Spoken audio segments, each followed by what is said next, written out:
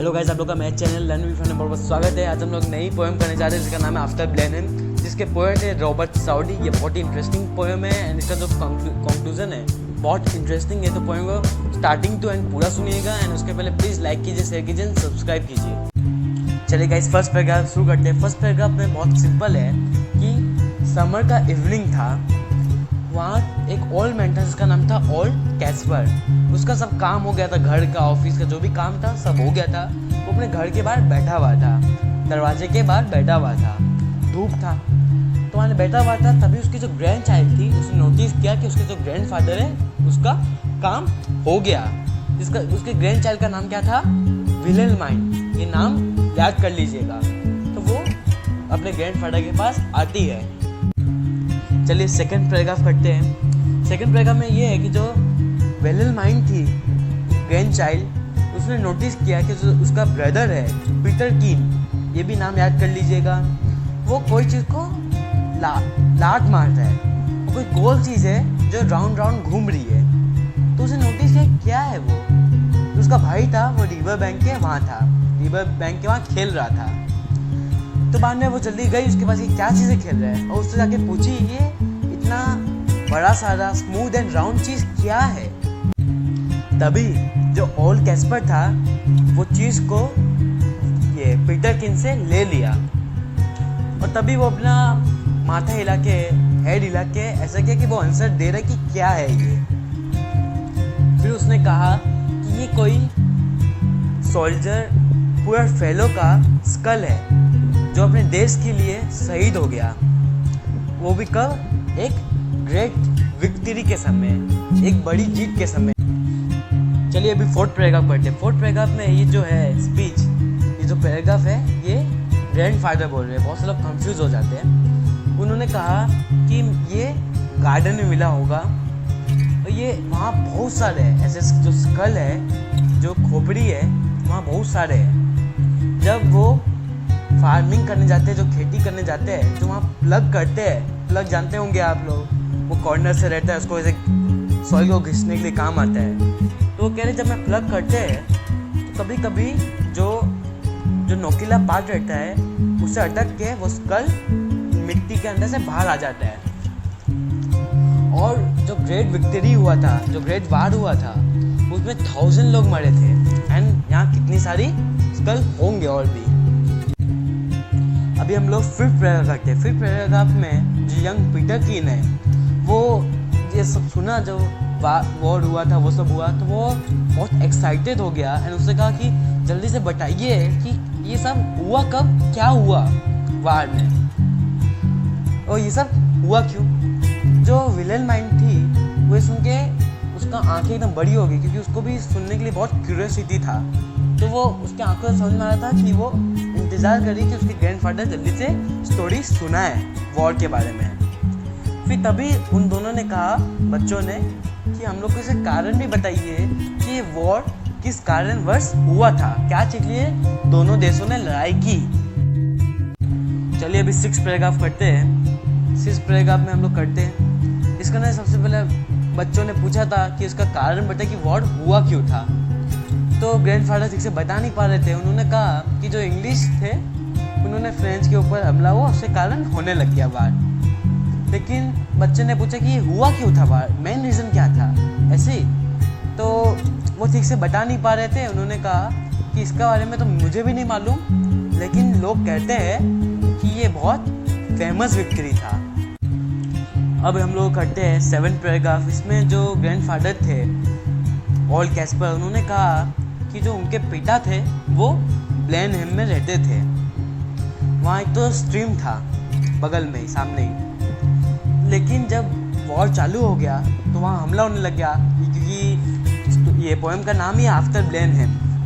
तो वहाँ वॉर चालू हो गया था। तो ऐसा होता ही है, जब वॉर होता है तो वहाँ जो लोग रहते हैं उन लोग को वहाँ से सुरक्षित स्थान पर पहुँचाया जाता है। तो चालू हो गया था। तो वो बोल रहे हैं जो उसके फादर थे वो उनकी वाइफ के साथ यहाँ आ गए, ब्लेनहेम को छोड़ के भाग के, जिससे वो वार से बच पाए। चलिए अभी 8th पैराग्राफ पढ़ते हैं। इसका अंदर ग्रैंडफादर बोलते हैं कि पूरे कंट्री में आग, तलवार, मतलब बहुत भयंकर लड़ाई हुआ और बहुत सी चीज़ों का नुकसान हुआ। इसके अंदर बहुत से बच्चे, मदर, न्यू बॉर्न बेबीज मर गए। वॉर में होता ही है।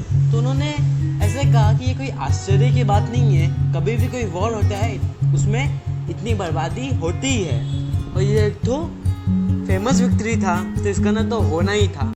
फिर 9th पैराग्राफ में ग्रैंडफादर बोलते हैं जब वॉर ख़त्म हुआ था, जब जीत गए थे लोग, तो एक तो बहुत शॉकिंग साइट था, क्योंकि जो फील्ड था, जो ग्राउंड था जहाँ लड़ाई हुआ था, बर्बादी हुई थी, लोग मर गए थे, बहुत से सैनिक मर गए थे, क्योंकि जहाँ हुआ था बैटलफील्ड जो था वो पूरे लाशों से भर गया था, डेड बॉडीज से भरा हुआ था।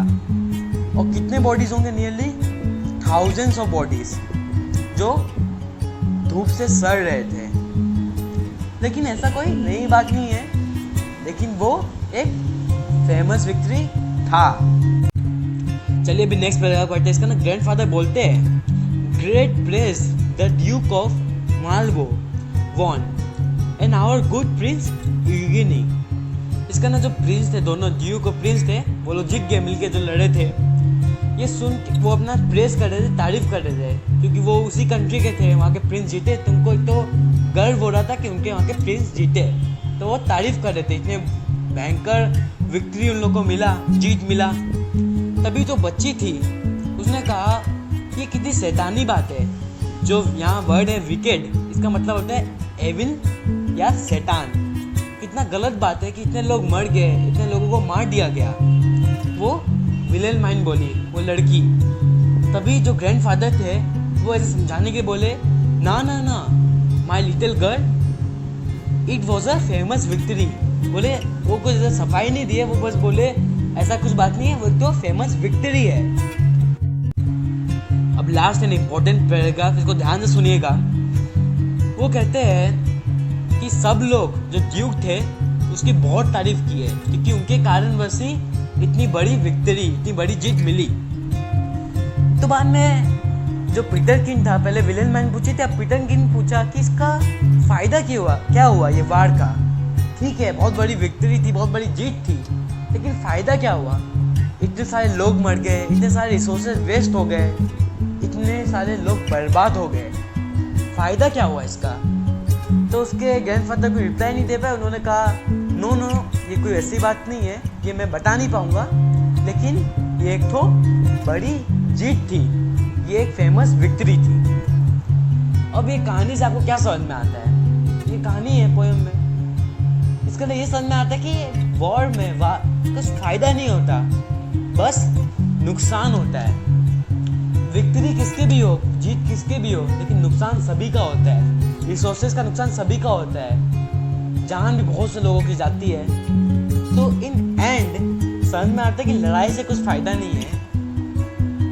ये कहानी से, ये पोएम से हम लोग को यही सीख दे रहे हैं रॉबर्ट साउडी। ये एक रियल घटना है, जब आप लोग सर्च करेंगे, ये जो ब्लेनिंग का था ये फाइट रियल है, ये जो वॉर था रियल है, तो आप लोग सर्च करके पढ़ सकते हैं। उसके पहले प्लीज़ गाइस, अगर वीडियो अच्छा लगा तो लाइक कीजिए, शेयर कीजिए, सब्सक्राइब कीजिए। सो गाइस, आप लोगों को वीडियो कैसा लगा? मेरे को मालूम है आपको अच्छा लगा होगा, क्योंकि मैंने बहुत ही सिंपली पोएम को समझाया है। बहुत से लोग को इसका टाइटल से थोड़ा सा कन्फ्यूजन होता है, जब पोएम पढ़ते तो डिफिकल्ट भी लगता है, लेकिन मैं बहुत ही ईजिली हिंदी में समझाया। तो आप लोगों को वीडियो कैसा लगा?